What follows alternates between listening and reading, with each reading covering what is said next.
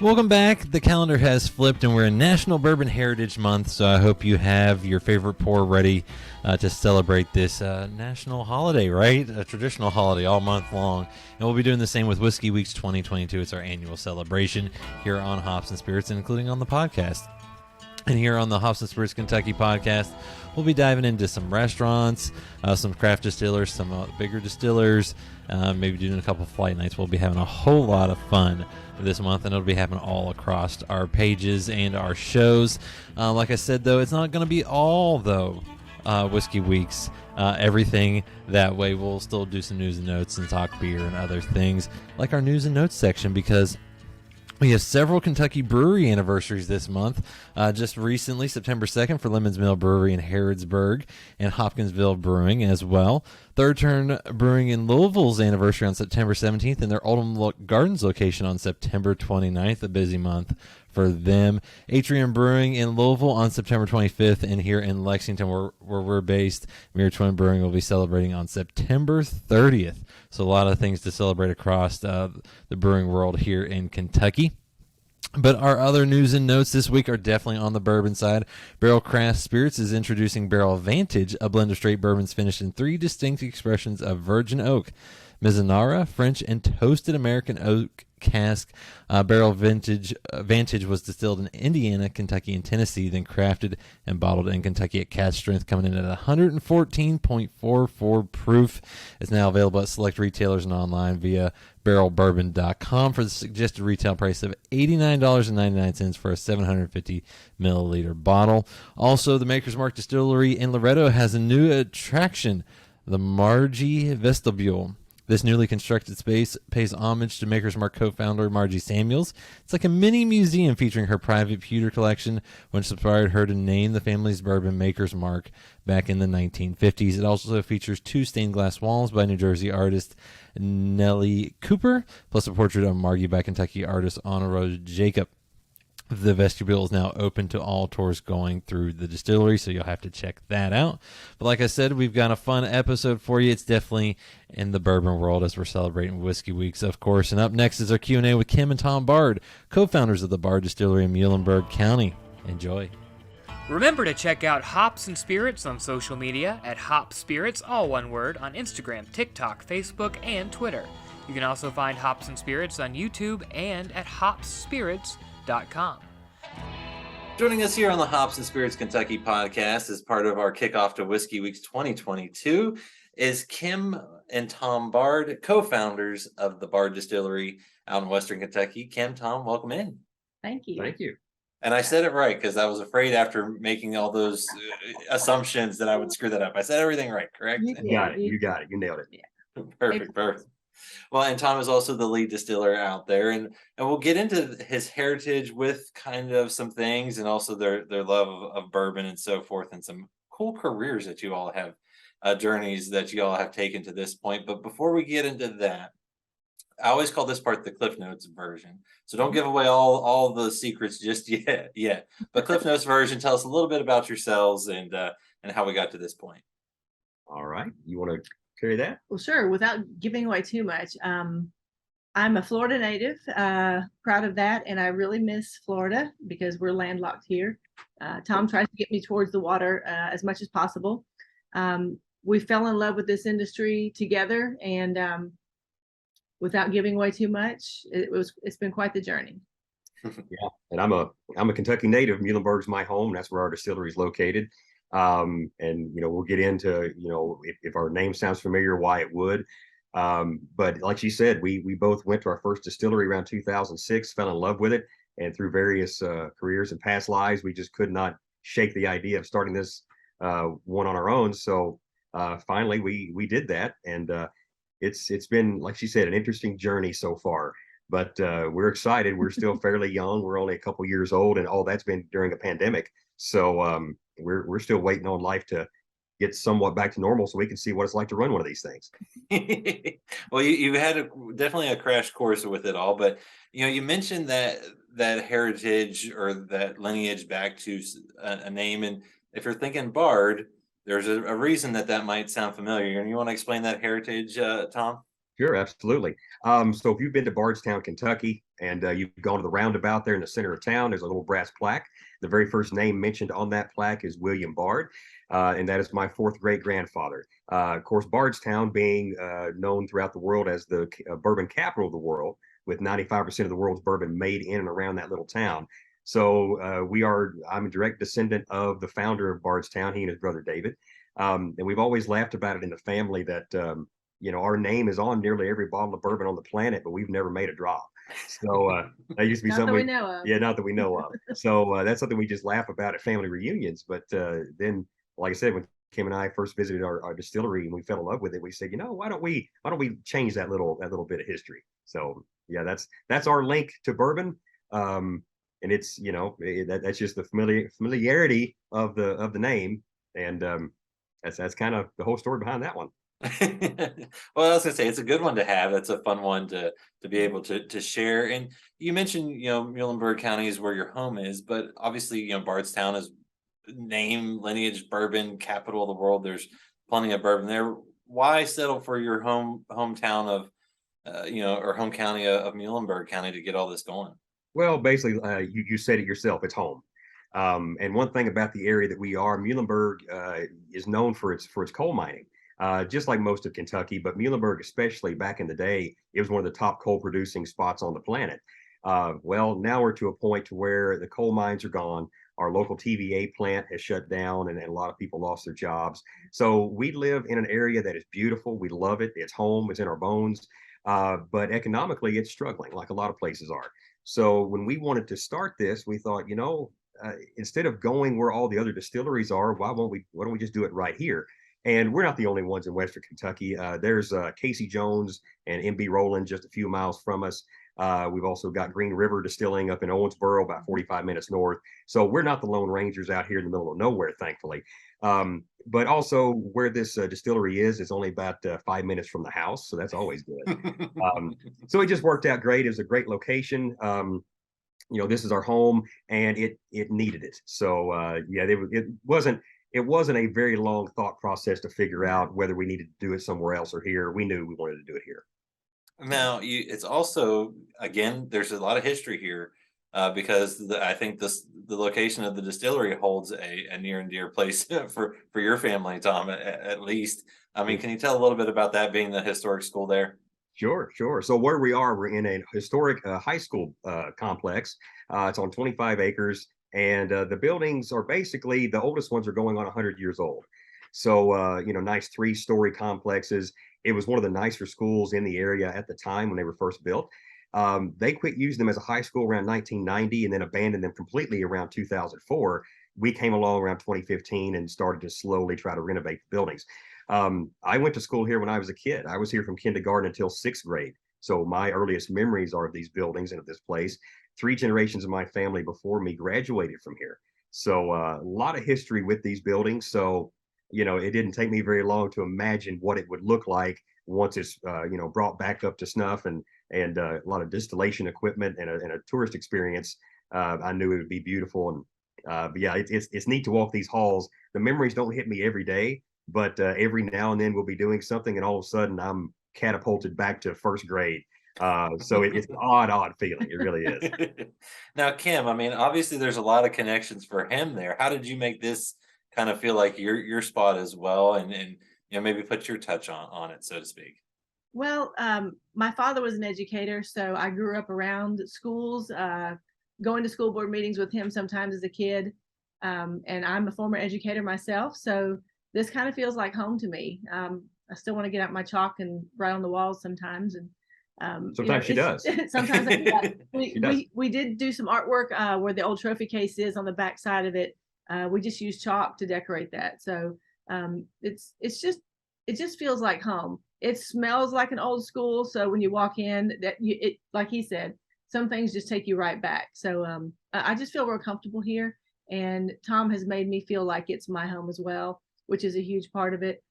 Something I don't believe he mentioned, but his family, we may get into a little bit more of the history in a little while, but his family, William Bard, had a son named Isaac who moved here to Muhlenberg, which is how Tom's family got here. So, next year is 200 years ago that happened. So we'll have to have a big 200-year celebration next year. Yeah, we'll do something because we have lived on the same farm, and our house is where Isaac, my third great grandfather, William's son, where he had his house. So we've literally been on the same piece of land, haven't moved an inch in almost 200 years. But she when we moved up here, we had lived in North Carolina in one of our previous careers, which we'll get into with our racing careers. But we moved up here, and she fit right in immediately. So, and also as far as why this school feels like home to her, with all the thousands and thousands of hours that she and I spent in here between 2015 and 2019, just trying to essentially stop the bleeding on the buildings. You probably spent more hours in here than people who went to school here there in, K through 12. Yeah. So you've got as much time in these buildings as they do. Well, I mean, what is it like to turn that into a distillery? Because it's not like it's set up for it. It's not like you're starting from scratch. I believe you're distilling in the gymnasium. You've got other things that you're doing with a visitor center, shop, things like that. I mean, what was that process like to turn it from a school or an abandoned school, in a sense of, not being used, to a functioning facility? Well, the worst part is the fact that it was just abandoned for so long, and it did what old buildings do. So it needed a lot of repairs just so it would be structurally capable of doing what we wanted. Lots of debris we had to remove. However, as far as the way that all the buildings are laid out here on site, it's actually perfect. Because if you think about it, they were picking up and dropping off little kids for 70 or 80 years here. So they've already got everything in place to handle barrels and raw materials and stuff like that. Except the loading dock. We don't have a loading dock. We do everything. Do we have stories on that one? Yeah, we've got lots of stories on that. So anybody out there thinking about starting a distillery, before you buy a still and before you start designing labels and finding bottles, build the loading dock wherever you found your spot. Spend your money on that first, be done with it. But other than that, this site is actually set up perfectly for it. As far as the gymnasium, it is not set up perfectly for it. The gymnasium was built in 1955, but it's the building that came to life the quickest. So we started in here thinking it would be temporary, but then the pandemic hit. So we're still stuck in this building, at least for another 9 months to a year. The problem with this one, it was made for just kids to basically walk into and walk out of and go up and down hills. There's no way to get material in here easily. It's just not set up very well for manufacturing. Where we're moving to next year with our new still that's coming, it's set up, except for the loading dock, it's set up perfectly. And the good thing about it is it's a 3-story building, so we're basically doing more room demolition than we are construction. We just need to make room for the still, which we're doing right now. So it actually lends itself, being 3 stories tall, we can fit a nice Vendome column right in there. So in a lot of ways, many of the things that are here that was set up just for kids is set up perfectly for a distillery. That's always fascinating to see how that worked. And Kim, you mentioned you've been in education your whole life. I believe a former middle school principal, but also a NASCAR driver, racing. How does, I mean, was that a stress reliever for you, dealing with all the kids and the parents and things like that? Or how does that all work together? So I grew up drag racing in Florida. So that's how I got started. And then that turned into going to Buck Baker Racing School one weekend. And I was invited there. It was an all-male class. And of course, me being an educator and a female, I actually listened to the instruction and did what they told me. So while we were doing our laps, it was a 3-day course. While we were doing our laps, I ended up with the fastest, most consistent times. I was a former, I drove race cars anyway, so I wasn't afraid of the speed or the sound or anything like that. So I ended up having the most consistent laps all weekend, and Buck Baker himself walked over and offered me a job to fly in on the weekends and go to Las Vegas, Atlanta, Bristol, all these great tracks with a lot of history, and teach other people how to drive stock cars. And that was my first time ever driving a stock car, but I did that for 2 years and really learned about stock cars and working on them and fixing them and fixing them because people driving them did not know what they were doing. And I can tell you, until you have gotten into a stock car that's capable of going, we usually slow them down to about 160. But until you get into a car sitting in the passenger seat beside someone who doesn't know what they're doing and they're heading straight for the wall, and you have to reach over and turn the car because they're focused on the wall, and you know where you look, you're going.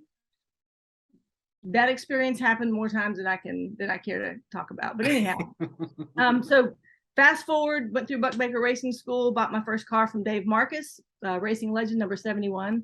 They called him Wingtips.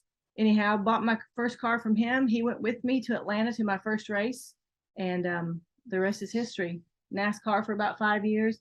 I met Tom there. He was my crew chief, and we just hit it off really well. He talked to me in my radio, my helmet, while I was driving, and we were together almost 24/7 for a few years. And I finally decided that he kept pestering me that I would go out with him, and I did finally.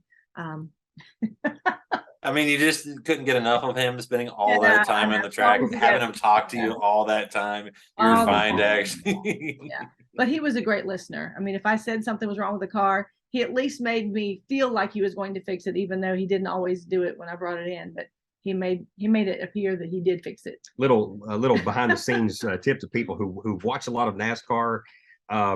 Little thing about drivers. A lot of drivers will convince themselves there's something wrong with the car.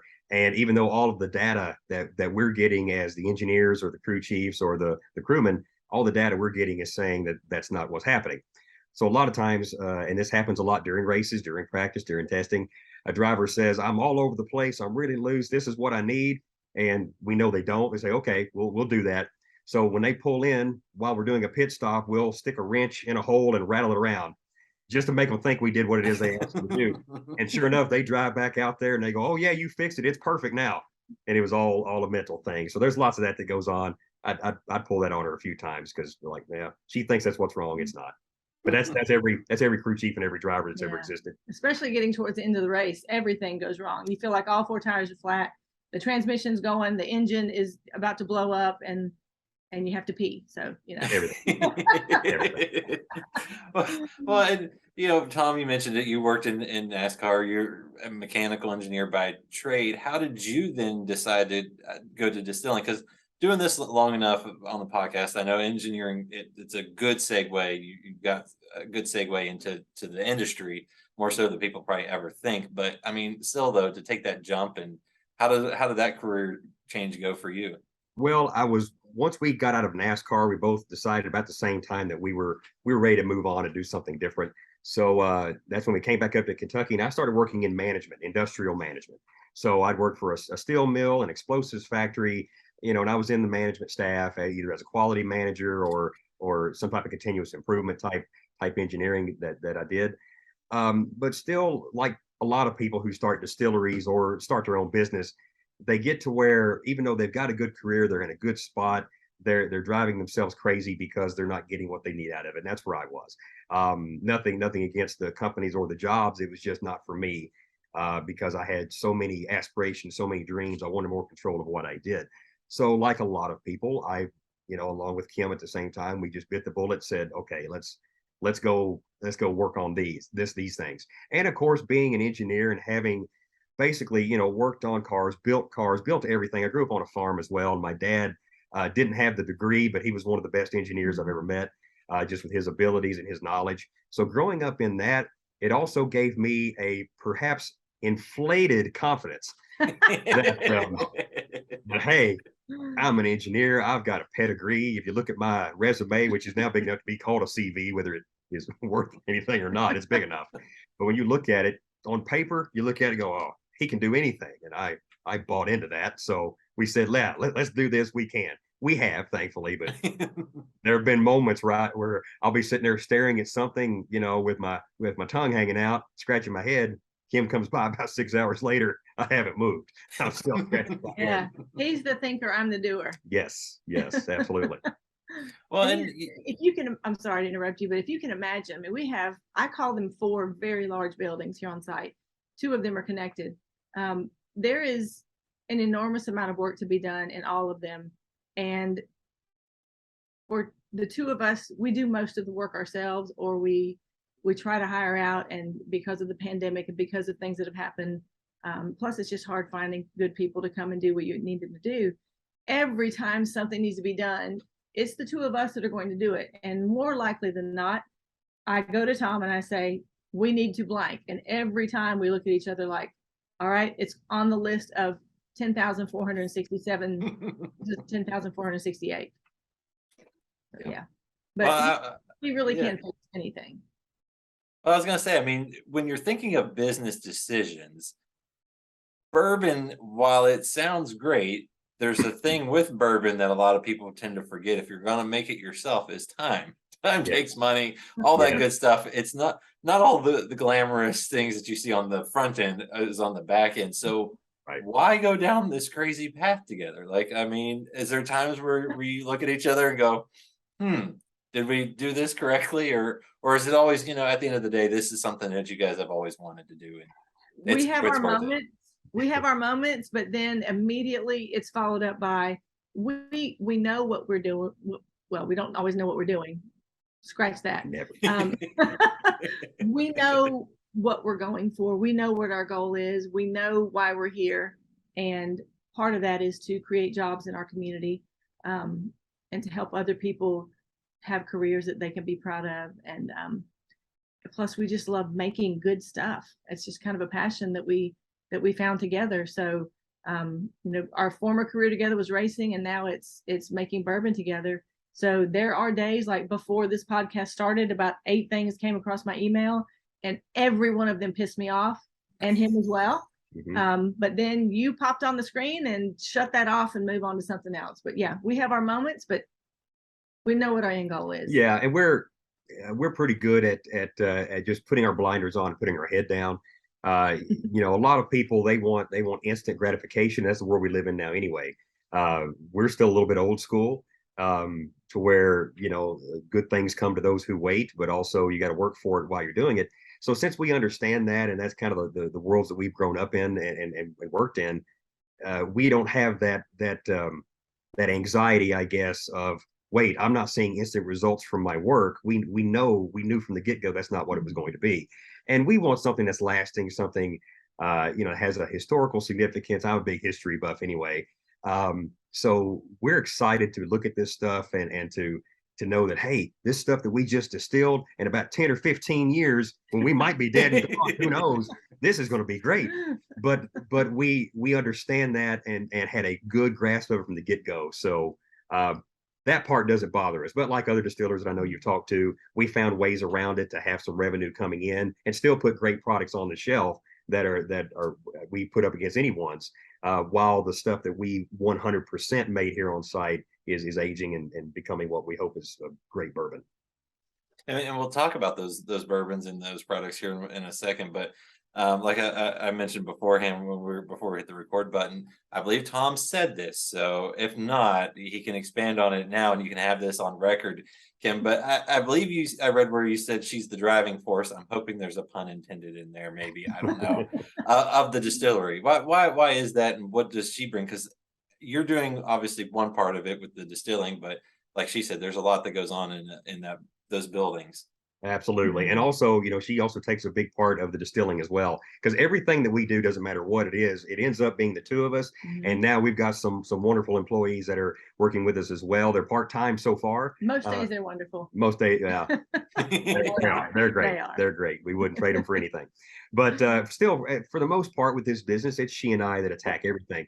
But one thing about when I said she's the driving force behind this, yeah, there was a little bit of pun there. I may not have intended it, but there it was.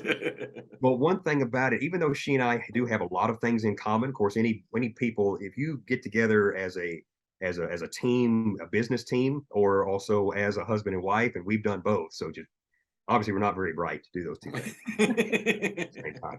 However, you want to have some things in common, but it's also good to have some complete polar opposite characteristics. And we're like yin and yang when it comes to how we approach things. She's very much a shoot from the hip type person on everything all the time.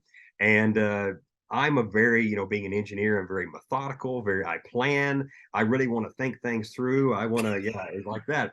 So, and so we're complete opposites. However, so what it is whenever we come up with an idea, basically I'm sitting there going, okay, yeah, that's a great idea. So what we need to do to plan everything else, next thing you know, she's halfway down the road saying, you coming? And then I'm like, okay, well, I guess I get to plan this out a lot quicker while I'm running after her. So that's basically how we do things, because, I'm fully aware that left to my own devices, there are a lot of things that I may never get to because I continue to try to fine tune it. Having someone like her in the mix, it makes me have a cutoff point. I still do as much as I can because I always use the analogy that, you know, if she and I both decide to go, you know, jump out of a plane with a parachute, we'll both go. I'm going to jump out too. But the night before, she'll be watching TV and watching Netflix. I'm reading up to know how all this works. I'm checking the parachute if they give me that ability. I'm doing all this work to make sure everything goes off smoothly. And when we get up in the plane, she's the one that will go to jump out, and then I have to tap her on the shoulder and say, you should probably put your parachute on before you jump. She just laughs, puts it on, and then jumps. So again, it gets us to the same place at the same time. But if it wasn't for her, we may have never gotten on the plane. And he's sewing the parachute on the way up.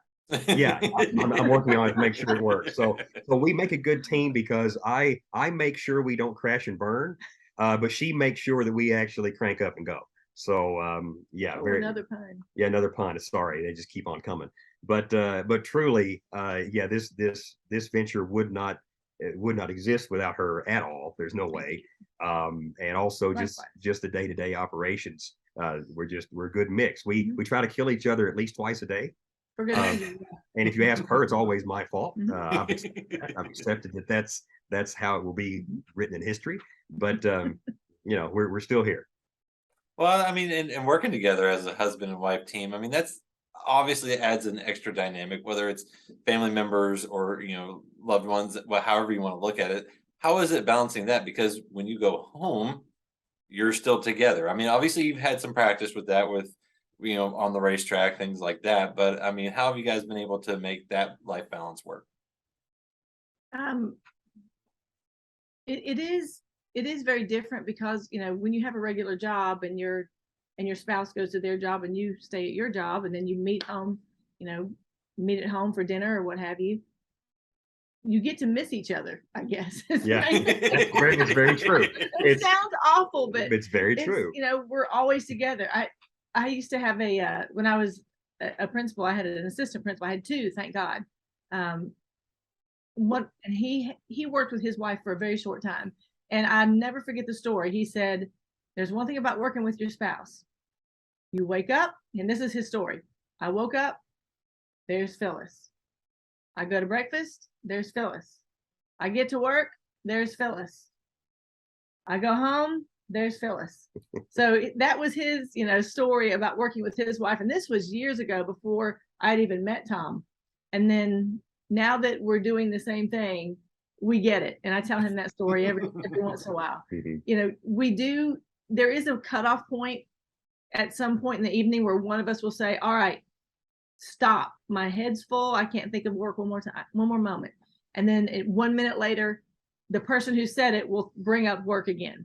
So we are learning to set boundaries when we do get home, or in the morning before I have my coffee. Don't talk to me about it. I don't want to hear it. Just let me get my coffee in me. And it comes down to routine. That's what it is. Yeah. Because like she was mentioning, most people who work separately, they've got a routine down. They can come home and hopefully they can chat about work a little bit. Then it's on to whatever it is they do. When you own your own business and every single decision has to be made by just two people instead of a team of 10 or 15 or 20, you don't have a routine. Things are cropping up constantly. So you end up taking it home. You have no choice. Otherwise it wouldn't get done. We do as much work at home as we do here. And as a result of that, we can't get into a routine. As a result, we're always reminding each other of, hey, here's a new dumpster fire we have to put out. You didn't know about it, but I'm telling you about it. She has a bad habit. I'm starting to break her on this. She will tell me terrible things that we have to. Yeah, terrible things that we have to consider and that I have to think about. She tells me as we're turning off the light to go to sleep. She does that all the time. And I look at her and I will continue. And I finally just start turning the light back on and saying, okay, we got to talk about this. Quit telling me about these disasters that I have to deal with tomorrow. And quit telling me about it for the first time ever. Quit telling me as I'm trying to go to sleep. So little things. Well, if I have to think about it, so do you. And that's exactly that. Now we know. That's teamwork. Teamwork. History loves company. But once we continue to grow, can get some type of routine down, and we have, like you said, we're starting to do more of that. It's starting to give us a little bit more husband and wife time and downtime. At least, even it's in 30-minute, hour-long increments, we'll take it because we haven't had that in years. Well, and obviously with what you guys are building there, you got to take those steps to it. Because like I said, bourbon takes time, unfortunately. I mean, you can work on it a little bit. There's some things out there, but at the end of the day, time is what you need. Sure. So some of those current products that you guys have been able to put out, you released Cinder and Smoke was kind of the first releases. Mhm. I believe you finally got to bottle your own distillate that you guys produced on site with the Muhlenberg Kentucky Straight Bourbon. So can you talk a little bit about those? And then obviously you have a few other things that a lot of craft distillers do to kind of, round out the portfolio and be able to have things that you can sell at any time of the year. Sure. So we took a different approach to our first product. And like you said, when you first open your doors, you don't have anything aged because we started distilling on the exact same day that we opened our doors for visitors, which is also the first day that our first product was available. So like many distilleries before us, we sourced bourbon from other places. And then we took that, aged it ourselves for a few years. Some of that was aging while we were still just cleaning out the buildings. So while that was aging, we would taste it every now and then and say, okay, well, it's getting closer to what it is we envisioned. So when we opened our doors, we opened up with a 13-year bourbon. We call it Cinder and Smoke. And there was very little of it. So it sold out during the pandemic, for us, for a distillery no one knew about, sold out fairly quickly. But still, it put us on the map. We won some pretty good awards with it. Everything we entered, we were coming up with golds and double golds. So we knew that, okay, well, then we're holding our own, at least in these competitions. And then everyone who's tried it, we haven't had anyone that didn't like it. So we were very, very proud of what we did. And like a lot of distilleries, we would rather, no, I want everything that goes in a bottle with my name on it. I want it to be stuff that I did 100% of. But there's still a tremendous pride that goes into taking bourbon that was distilled elsewhere years ago. And then you take it and you say, okay, here's what I am getting out of this barrel and that barrel and this barrel. What if we put those together in a combination that no one else was going to? Put that together and then, let it sit together for various amounts of times, and then decide what proof it needs to be. And then when you put it out, everyone loves it. Thank you, Lisa Wicker. Yeah, and we always give a shout out to Lisa. She's a great friend of ours, and because she is, we try not to ask her for too much advice over the years, but she's always been there for us. But the best advice that she's ever given us is to not overthink things. Just at the end of the day, does it taste good? Which is what it's all about. So we have always kept that in mind with everything that we do. Is we just want a product that when people pour it, they say, "Wow, I like that," and yes, it was worth what I paid for it. And that's all we go by. So that Cinder and Smoke 13-year did very well for us. We transitioned that brand into a new face called Cinder and Smoke Founder Select. That one is where she and I and the rest of our employees don't really get involved with this part. We call it Founder Select because she and I taste all of our barrels that we have in inventory, and then we pick 3 blindly that we think go together the best. And they're anywhere from 4 years all the way up to 12 years old. And we don't even look at the age statement because we don't care. It doesn't matter for this product at all. So we will find 3 barrels that really complement each other. And once we've found that combination, we dump those 3, we bottle it, and that's our next batch of Founder Select. And it's the Cinder and Smoke flavor profile, so we're keeping it consistent. Yeah, and some's from Tennessee, some from Kentucky. We're happy to source some stuff from other states as well. The goal is to, being small batch, it's all going to be different, but the goal is some of the key characteristics as far as the nose, the mouthfeel, the finish. We want to keep those characteristics to where you can tell these are cousins. And that's what we want to do. So we don't want to just willy-nilly put anything in a bottle and call it Cinder and Smoke. We want it to be, if you like this batch, you'll like this one. If you like that expression, you'll love this one. And we've gone in reverse. Most people start out with a product, and then in a year or 2, they'll come out with a slightly older or more specific product, and they'll raise the price and keep going up with your more exclusive, harder to find products. We went the opposite direction. We started out with a 13-year. Now we're down to a 4 to 12-year-old blend. And next month, we're coming out with what we consider to be our standard Cinder and Smoke. It'll be a 94 proof.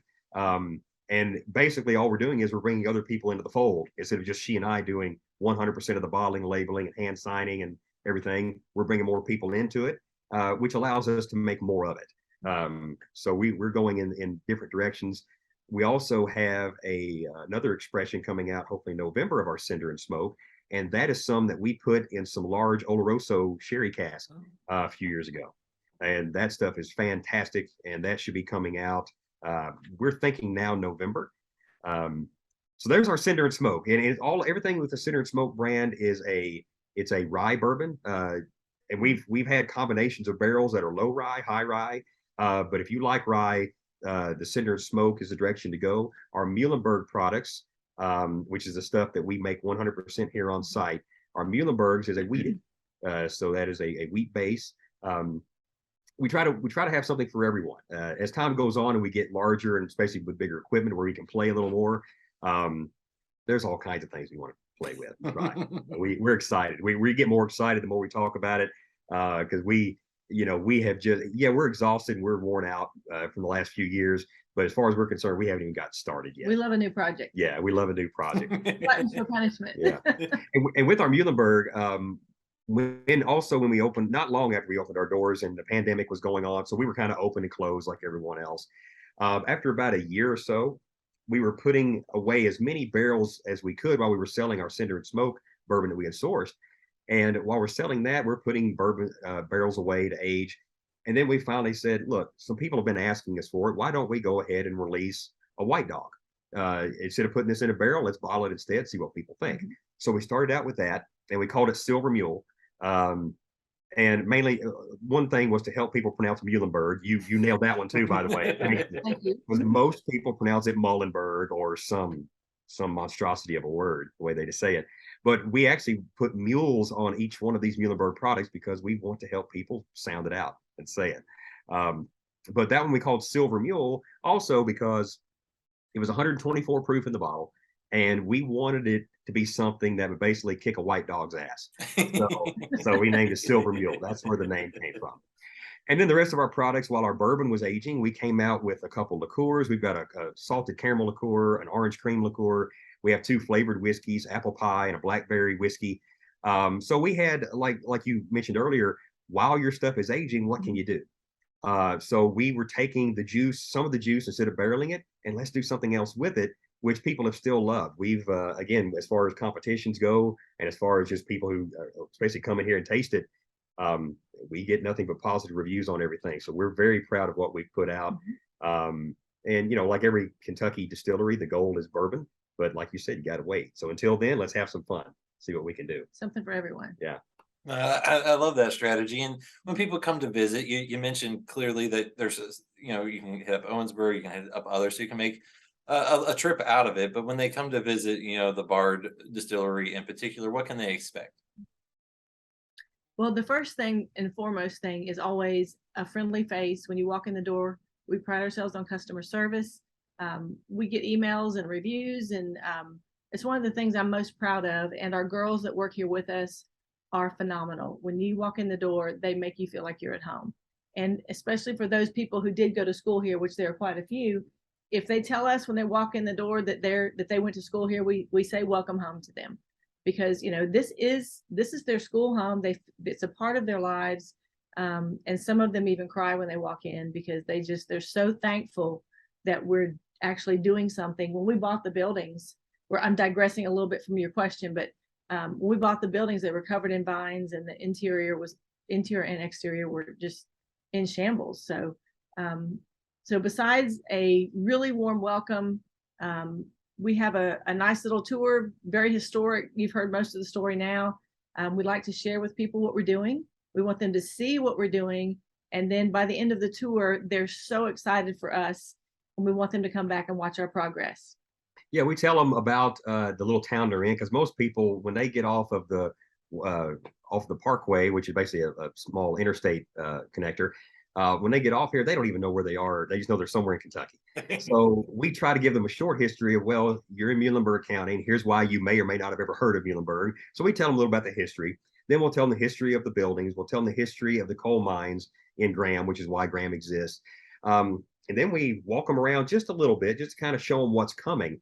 And then we'll come into the old gymnasium and show them the operation that we're operating right now. Then, of course, the most important part after that, we shut the hell up and we actually do tastings, which is the main thing. But one thing that we get from people a lot who come in here, which we're very proud of, is they love the one-on-one interaction they normally get with the owners, because she and I are almost always here. Not always. Sometimes we're not available. but Almost we always. try to interact with everyone that we possibly can. And most people, pretty much everyone, they love the fact that they're walking into a distillery that is growing. They really love that fact, and we were kind of surprised at how many people say that that they'll tell us that, yeah, I've gone to all kinds of distilleries and been on all kinds of tours, and this is my favorite. And we'll look at them and kind of thinking, we've been on a lot of distillery tours too. Yeah, What are we you? have a lot of favorites. I'm like, what are you talking about? But then we ask them to explain that, because we can't compete to the ambiance yet and the experience of going to some of your big guys and a lot of our friends that are smaller craft distilleries who really got their stuff together. But what they love is the fact that they're seeing this bare bones. They can see what we're doing. They can tell that we're excited about the project. So we have a lot of people walk out of here who they want to come back just to see what we've done since last time. So we're hoping those folks, especially the ones that come back next year, will see something completely different. Who doesn't love a before and after, right? Yeah. And It's true. what I always tell them is, it's time and money. And if you come back in a year and we're still here, ask us, what the hell have you been doing? Yeah. We're going to have to answer you. But so far they've all seen changes. So Yeah. that's good. Yeah. That's good. Yeah. Well, and you guys are part of the Kentucky Distillers Association and the Kentucky Bourbon Trail Craft Tour. How important was it for you guys to kind of get that to also bring some folks by, because a lot of folks love going on the trail and especially hitting the smaller guys, because maybe they've seen it all at the bigger ones and want to check out what all the innovations are happening at all the smaller locations. Yeah, it was really important for us to get on the craft tour. Thank you, KDA, for developing that program. We knew that it would bring people in. They know what they're getting into. They've been to the other distilleries, like you said. Some of them do come in and say, I've taken all the tours, I just want to do a tasting. And oh, no, you need to do the tour, because we're different. There's so much history here.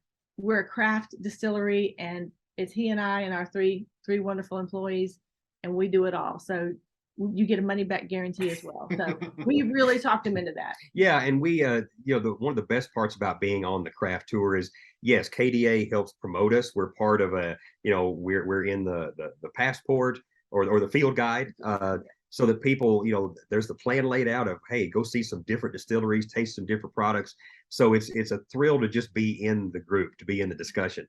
But one of the best things for us, and why it was such a big deal for us, is that it's just for a moral victory. It's validity to us, because we worked really hard to exist first and foremost, and then to also show KDA what they wanted to see, to say, look, we'll make you proud. We'll make everybody else proud. If people go to these distilleries and they come see us as well on this tour, we don't want them leaving thinking, well, we could have skipped that one. We want them to have an experience, to know that, hey, here's somebody else you need to keep up with. Here's someone else making a great product that we want you to try. And it's also probably the most fun thing in this whole industry, which I know that you're aware of, is that we don't really have competitors. We love the idea of sending people to other distilleries. We've had visitors here, and they have to be doing a tour when we noted, we started a conversation. I'll say, hey, have you ever tried anything from Casey Jones? Have you ever tried any of this and that? And we'll reach back on our bar and say, hey, if you really like that, they're only 35 minutes away. You need to go see them. You got time. Yeah. Or smoked corn from Maybe Rolling. Yeah, if you want to try some of this stuff, Maybe Rolling, go that way. And of course, Green River, they just now released their bourbon. So go out there. And some people look at us like we have two heads, when we do that. But I don't know if they understand just how much fun that is for us to say, look, this is our family. So being part of the craft tour and being part of KDA, being part of that family, it's a big deal, and it only helps everyone. Yeah, lifts all. What is it? Lift all tides, or tides lift all boats, or the saying. Yeah. So it's amazing to see that, in the camaraderie, and just the ability to ask questions is probably got to be awesome too, as you go through and find things along the way that others have experienced. And Right. you mentioned you guys are still small. You're doing limited releases on a lot of things. So where can folks find those releases? Is it mainly just coming to visit, or is there anywhere else? We are, everything is up on the website now. They can buy Cinder and Smoke today. They have been able to buy that for about 6 months. All of our other products are on there, but they're pre-orders, I believe. I'm not sure if it's live today or not, but It's not live today. It probably, by the time you go this goes out, It should be ready. Yeah. And those will be pre-orders because we still have to send the boxes or the cases to our distributor. But very soon they can get it and get it delivered to their door. Yeah. So online, we can ship to 41 states plus DC. So we can really get out there. But also we're throughout the state of Kentucky. We're also in New York, New Jersey, Arkansas, Michigan. We're also in Canada. So we're out Alberta there and British Columbia. Yeah, Alberta and British Columbia as well. And Tennessee. And Tennessee as of now. We're also going to be in Tennessee starting in October. So we're just slowly getting out there. And that's one thing we've had an interesting experience, because whenever we do come out with a product, it gets a lot of good reviews. People hear about it. And for the last few years during the pandemic, we've been turning down distributors, which is horrible to do that. Yeah. But we knew we couldn't supply it. We're so small. Right now, we're operating with 2 60-gallon pot stills. And that's very limited. You can't make a lot with that. That'll change a lot next year. But as a result, we've had states contact us, distributors contact us and saying, hey, we'd love to carry your product in our state. And we'd say, let's call you back, or you call us back in a year. Because right now we don't want to commit to you and then can't get it to you. So we've actually kept ourselves small just so we stay in the realm of what can we maintain and feel good about the product going out. So at the end of the day, that's what it's all about. We want to make sure we still had control over the juice going in the bottle. But yeah, we're getting out there. But come anywhere in Kentucky, we're all over the place. And we always tell people, if you walk into a store, even if you're in a state we don't distribute in, if you want our stuff, mention it, and they'll make a phone call and they'll get us in there. Because one thing a retailer doesn't like is when someone comes in to ask for a product and they don't have it, then they have to figure out, who is this? Where is this? How do I get it? So if you ever want our stuff, walk into your local liquor store, no matter if it's in Lukenbach, Texas, tell them what you want. They'll make a call. We'll get it there. I love that, and it's awesome to see. And that's also, I think, a very wise choice to kind of slow the rollout, so you can always make sure there's something available for folks, and they have that opportunity to get it at their local store. And you've touched on this a little bit. Obviously, a new still's coming along, which probably means more barrels being able to be put back and able to expand a little bit. But what's next for y'all in the facility and just everything going forward? So basically, mentioned we got the 2 60-gallon pot stills that we use now. That allows me, if I'm working basically daylight till dark, we can do about 2 to 3 barrels a week, and that's it. We do nothing but distill and cook and ferment. So about 2 to 3 barrels a week. With this new still coming, it's a 14-inch Vendome column. We can do about 20 barrels a day. So quite a jump in our capabilities, and we're excited about that. But of course, along with that, everything else has to expand with it. Rickhouse space, obviously raw material purchases, skyrocket as far as how much money you have to commit. And then of course, your giant cookers and your tanks and everything else. But we're excited because we are still at the very early baby stages of the spirits boom. We thought it had started 5 or 6 years ago when we first started this project. But the numbers we're hearing now is like, well, basically reset the clock and do it again, because it is still exponentially growing. So we know that even the large equipment that we're getting, that's probably not big enough. We're leaving room for a 24 or 36-inch Vendome column right next to it, just knowing in the next few years we'll probably need it. But right now we're just leaving a spot for it. Right now, something other than these 2 little bitty pot stills, we will be thrilled. I love that. I love that. And it sounds like some smart planning. I'm wondering who thought that one through to leave some space for something else. Oh yeah. Just shove it in there, it'll work. No, I hear basically every day, all day long. What I hear from her is, why are you doing that? What are you doing? I'm like, okay, well, it'll take me about an hour to explain to you why, but she gives me about 5 seconds. That's all she gets. And if I can't convince her in 5 seconds why I'm doing something, she goes, well, I don't think you need to do that. Then she walks off. She's on something else. She's on. All she knows is there's a moron in the other room staring at a wall. That's all she knows. And sometimes she's right. But yeah, planning, I enjoy it. It's stressful, but planning for a project like this and trying to put all the pieces in place, I enjoy that. So it's fun. And then this was a lot of fun. Kim, Tom, I appreciate it, folks. If you can, head out to the Bard Distillery out there in Muhlenberg County and check them out. Ask them about their careers. I'm sure there's more stories they can share than we did here, but Some- this was some a we lot can't of share. fun. That's true too. But I appreciate the time and you guys sharing everything. Thank you. Thank We you. appreciate your time and appreciate you having us on. Look Yeah. forward to seeing it. A lot of fun.